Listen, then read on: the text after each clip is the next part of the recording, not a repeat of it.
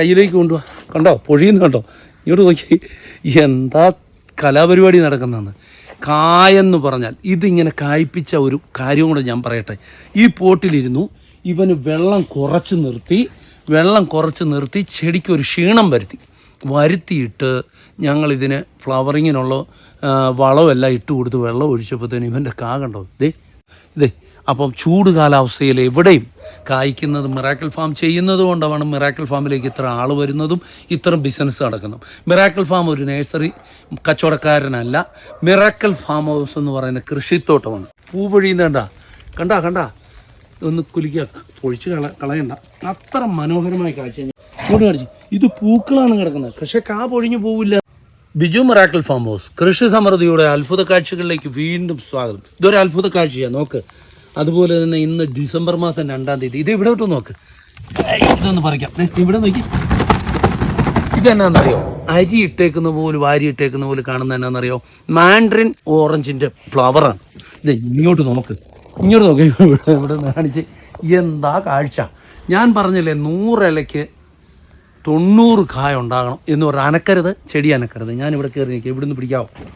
എൻ്റെ അമ്മേ, ഇത് നോക്കിയേ, ഇങ്ങോട്ട് നോക്കിയേ. കയ്യിലേക്ക് കൊണ്ടുപോവാ. കണ്ടോ പൊഴിയുന്നു കണ്ടോ? ഇങ്ങോട്ട് നോക്കി എന്താ കലാപരിപാടി നടക്കുന്നതെന്ന്. കായെന്ന് പറഞ്ഞാൽ ഇതിങ്ങനെ കായ്പിച്ച ഒരു കാര്യം കൂടെ ഞാൻ പറയട്ടെ.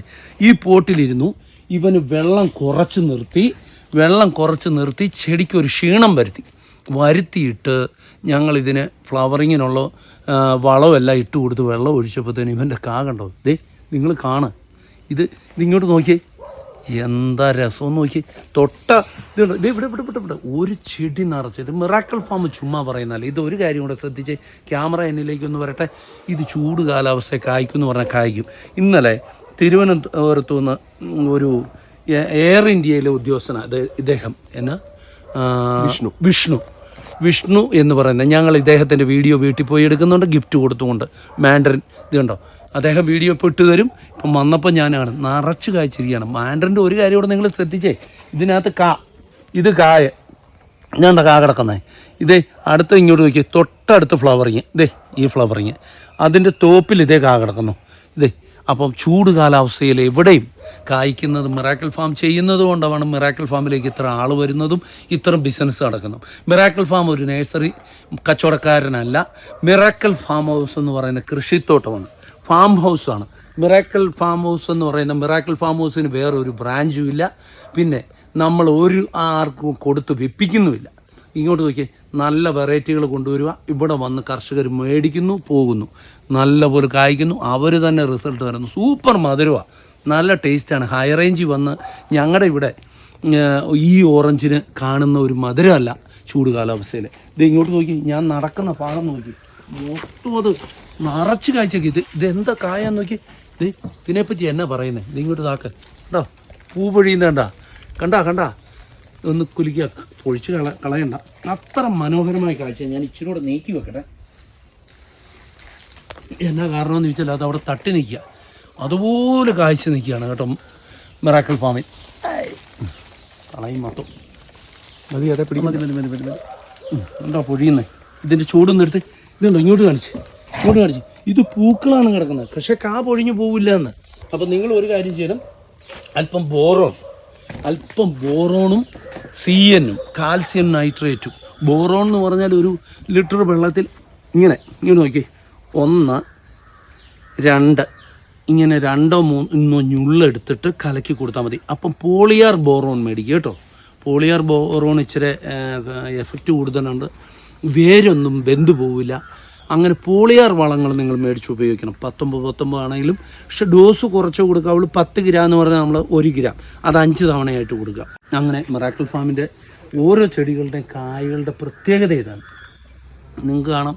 അപ്പോൾ മാൻഡറിൻ കാഴ്ചവെക്കുന്ന ഒരു അത്ഭുതകരമായ മിറാക്കിൾ എന്ന് പറയുന്ന മിറാക്കിൾ. ഇത് ക്യാമറ അവിടെ വെച്ചോ, ക്യാമറ മാറില്ലേ കണ്ടോ? ഇത് നോക്കി, ഇതാണ് മിറാക്കിൾ. ഇതുപോലെ കായ്ച്ച് വന്നിരിക്കുന്നത്. ഇവിടോട്ട് നോക്കി, ഇവിടുന്ന് മുകളിലേക്ക് എടുത്ത് എന്ത് മനോഹരമാണെന്ന് നോക്കി. നല്ല സുഗന്ധം, നല്ല ഇത്.